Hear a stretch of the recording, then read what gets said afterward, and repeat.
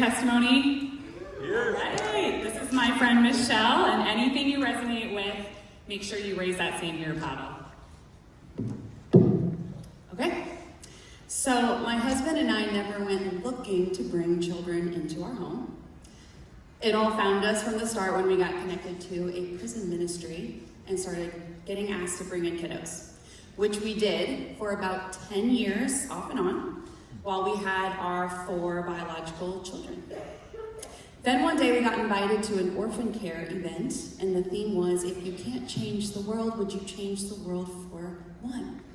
And we said, yes, we would actually love to do that. Someday, when our children are grown, we would love to do that. 3 days later, we got a phone call from a distant relative asking us if we would take an 8-month-old baby boy. He needed a forever family. So we jumped in with our yes and the belief that God was calling us to this, so it could only be amazing and beautiful. And the belief that if we loved this little guy and gave him a home, he would turn out just like all of our other children. He was later to be diagnosed with ADHD, ODD, and insecure attachment. And for years, I was continuously astounded at each new level of behavior he would bring our way.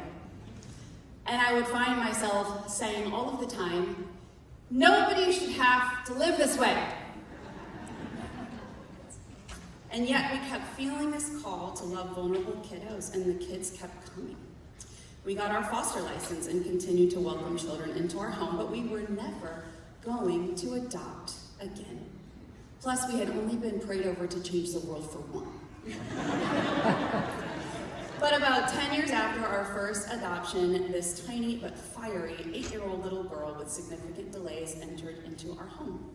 She was an adorable little thing who loved to threaten that she would get a gun and kill our entire family.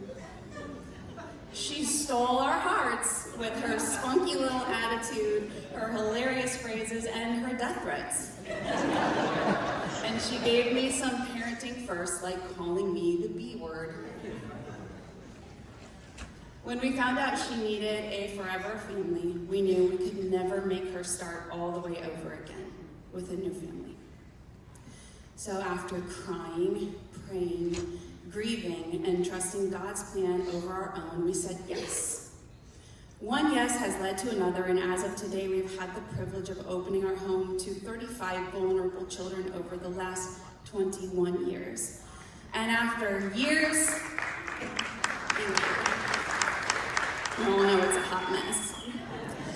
After years and years of lowering my expectations without lowering the standards, which means I'm no longer astounded by anything whatsoever, my go-to phrase now, instead of no one should have to live like this, is I'm doing this for Jesus himself.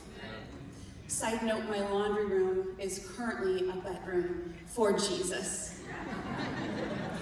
So when I'm dealing with things that feel like too much for me, I tell Jesus, I'm just doing this for you, bro.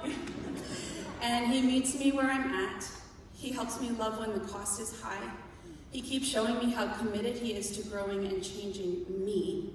And he keeps reminding me that there is glory and redemption on the other side of this for all of our kiddos and for all of us. And that following his plan is 100% worth it every time.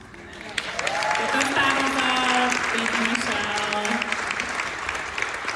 So good, so good. Thank you for sharing. That was awesome.